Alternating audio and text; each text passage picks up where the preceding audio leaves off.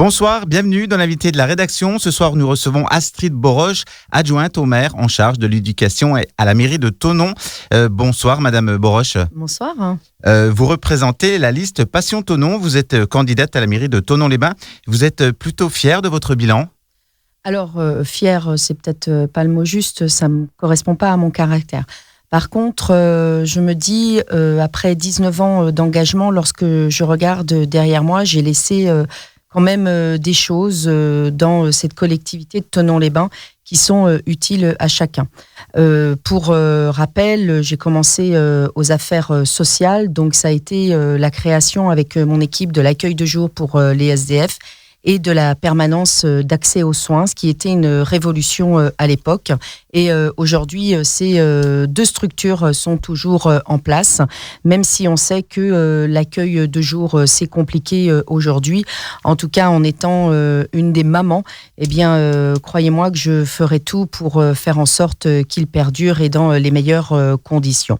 Ensuite, j'ai été adjointe aux affaires économiques et au commerce. On parle beaucoup du commerce ces temps-ci. Donc, pour l'économie, ça a été la création de la pépinière d'entreprise, très bon souvenir, qu'on a installée là dernièrement dans la zone industrielle de Vangy. Ensuite, il y a eu toute la collaboration avec les commerçants du cœur de ville, mais pas que de cœur de ville. Et cette collaboration fonctionnait très bien à l'époque. Donc, aujourd'hui, on vit une cassure entre les commerces et la collectivité. Mais j'ai bon espoir du fait de la connaissance du dossier de pouvoir relancer cette collaboration active dès le lendemain des élections. Et puis là, dernièrement, je suis encore pour quelques semaines adjointe en charge de l'éducation. Là, beaucoup de projets, c'est incroyable ce dernier mandat, puisque c'est la restructuration de 3 écoles, c'est la création d'espaces adultes pour les enseignants, la création de plusieurs restaurants scolaires, la mise en place d'un nouveau contrat de restauration scolaire avec la mise en place du régime végétarien, de 60% de produits locaux, de 20% bio, enfin voilà. Et on a beaucoup travaillé également sur l'éducatif au sein de l'école pour dire la collectivité peut aussi amener du sens dans l'école. C'est tout le parcours citoyen avec le savoir nager. Aujourd'hui, 85% d'une classe d'âge a l'aisance aquatique. Avant, c'était 40% en 2014. Donc voilà, beaucoup de chemin parcouru. C'est le permis vélo, le permis Internet et plein de choses comme ça. Donc, fière, non. Heureuse, oui. Mais ce n'est pas dû qu'à moi. C'est aussi dû à des équipes formidables, aux salariés de la ville de Thonon qui ont été toujours heureux de travailler avec moi et qui m'ont suivi dans mon management très participatif. Et c'est vraiment un beau travail d'équipe et c'était vraiment très chouette. Nous avons reçu Monsieur Jean-Baptiste Beau il y a quelques semaines sur notre antenne. Il nous expliquait que vous êtes une candidate conservatrice. On l'écoute et vous réagissez juste après. Et je crois qu'aujourd'hui à Thonon, finalement, nous assistons, depuis que Monsieur Denay a dit qu'il ne se représentait pas, à des formes de guerre de succession, à une forme de mercato entre différentes listes. Et finalement, pour moi, Monsieur Arminjon et Madame Boroche sont les deux faces d'une même pièce. C'est celle du conservatisme à Thonon-les-Bains. Et pour ceux qui aiment le lac, on pourrait dire les deux filets d'une même ferra. Votre réaction, Madame Beau ? Alors, c'est vrai que Jean-Baptiste est un pêcheur et qu'il aime beaucoup le poisson, sauf qu'on est au mois de février, donc c'est pas un poisson d'avril. Ceci dit, le poisson d'avril, c'est dire que je suis aussi conservatrice que Christophe Arminjon. Je trouve que c'est même un peu raide parce que on n'a pas du tout la même manière de fonctionner. Au regard des dossiers que je suis et de mon engagement associatif divers, c'est loin d'être conservateur, que ce soit au niveau de la jeunesse, du social, et puis aussi au niveau de l'économie circulaire avec le projet de ressourcerie qui est plutôt innovant. Donc après, conservateur, c'est une attitude aussi. Je pense être beaucoup plus souple, beaucoup plus ouverte que Christophe Arminjon.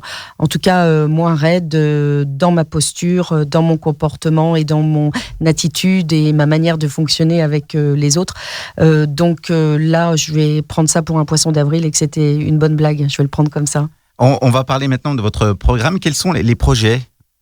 Alors, notre programme, on peut le résumer ainsi. Ce que l'on veut, c'est que les Thononnais soient bien. Pour être bien, c'est évidemment le cadre de vie et puis l'environnement.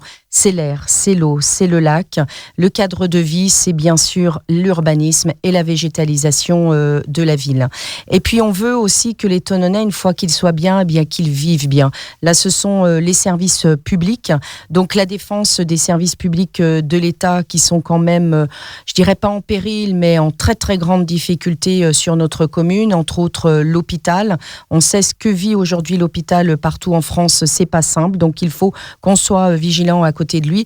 Et puis les services publics, ce sont aussi les services publics municipaux qui sont de qualité, vraiment, quand on regarde ce qui se passe par ailleurs. Et il faut maintenir cette qualité des services municipaux et évidemment les développer encore plus. Donc là, ce sont les crèches. On propose 100 places en plus avec une halte garderie le samedi, avec une micro-crèche pour des enfants porteurs de handicap. Ce sont les écoles avec le coût parti de l'agrandissement de l'école des arts avec la création de son restaurant, de son gymnase dans l'îlot Mercier. Ce sont dans les écoles la continuité de tout le parcours citoyen. Et puis aussi, il nous faudra pour les écoles, et ça c'est important, personne n'en parle et je le regrette, c'est la médecine scolaire, vraiment s'y pencher pour pérenniser ce service éducation nationale dans notre ville.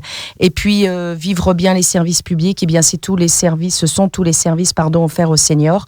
Donc le service rendu au public est important. D'ailleurs, je rappelle quand même que la mairie, la commune et la collectivité de proximité envers le citoyen, c'est celle qui s'occupe des hommes et des femmes, des enfants, des adultes et des seniors. Donc, il faut parler de ça et je regrette que les autres candidats en parlent peu. Enfin, dernier volet de notre programme que je vous invite à lire sur www.passiontenant.fr, c'est évidemment la démocratie participative et moi, j'ai envie de dire la démocratie contributive. Que le citoyen thononnais participe, c'est très bien, mais moi, je veux qu'il soit acteur et qu'il contribue. Donc, on a tout un volet et différentes actions à proposer d'une véritable collaboration demain. Voilà. On a reproché au mandat précédent de ne rien faire pour les commerçants de proximité. Avez-vous des projets pour le centre-ville de Thonon-les-Bains ? Alors, ne rien faire pour le commerce, c'est un peu raide, je trouve, comme expression. La première chose que peut faire une collectivité, c'est avant toute chose de consommer au niveau local, c'est-à-dire se servir dans les commerces de sa ville pour ses propres services municipaux. Donc ça, c'est important. C'est entre autres la restauration. Aujourd'hui, on prend le pain chez les boulangers. C'est un détail, mais c'est important. Les fournitures scolaires sont également prises chez un libraire local. Donc ça aussi, c'est un engagement non négligeable.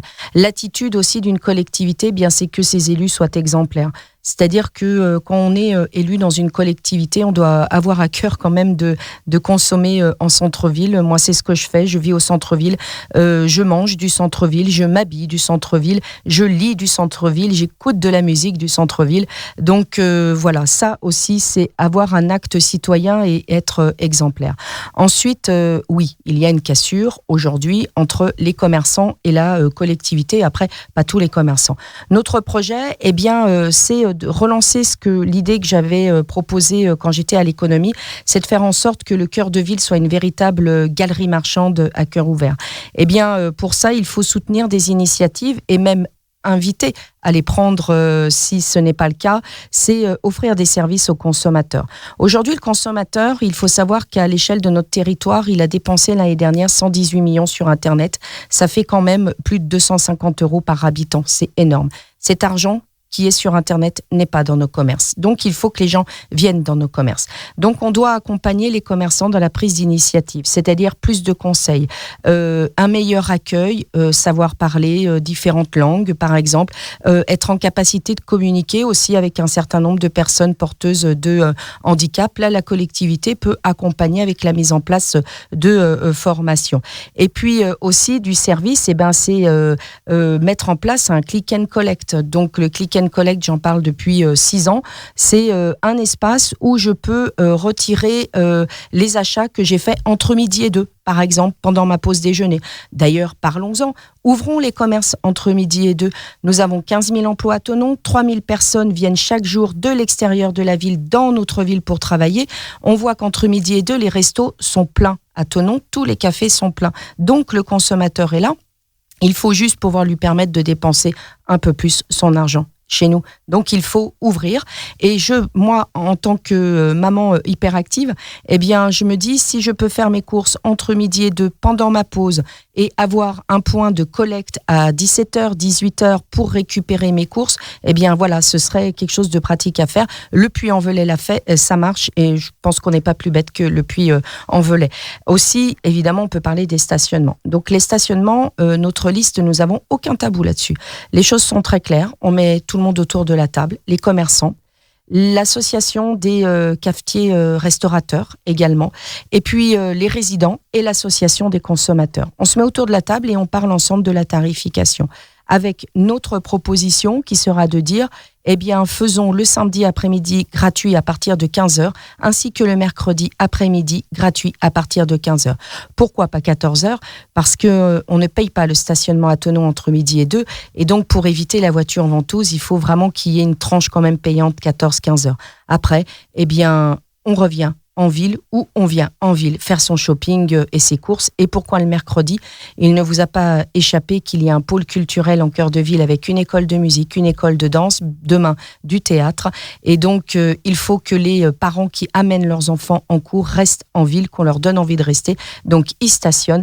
Et ainsi, je suis certaine que toutes les mamans iront boire le thé, manger des gâteaux et faire quelques achats en cœur de ville pendant que leur enfant est en cours. Voilà, quelques exemples. Et puis, améliorer le cadre, évidemment, entretenir encore mieux, nettoyer encore mieux notre ville, accompagner financièrement les commerces qui veulent refaire leur devanture. Voilà, on a tout un programme à lire sur notre site internet. En tout cas, j'ai la volonté de lancer ça, pour la bonne et simple raison que je vis au cœur de ville et je veux vraiment que ce soit beau et que ce soit vivant. Il vous reste 2 minutes pour finir. Pour finir quoi ? Le mot de la fin. Le mot de la fin, bien écoutez, Passion Thonon, c'est une équipe formidable, une liste renouvelée à 75%, des gens qui sont très investis dans le milieu associatif et vous savez, les gens qui sont investis dans le milieu associatif le font pour rien. Donc ça veut dire que on voit déjà le très bon état d'esprit des gens qui sont sur cette liste. Aussi, on a des gens très compétents de par leur métier. On a une jeune femme extraordinaire dont le métier c'est la gouvernance de projets d'aménagement.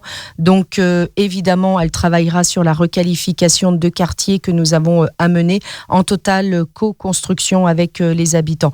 Nous avons également un directeur de recherche de l'INRA où là c'est toute la politique de l'eau, de la protection de l'environnement.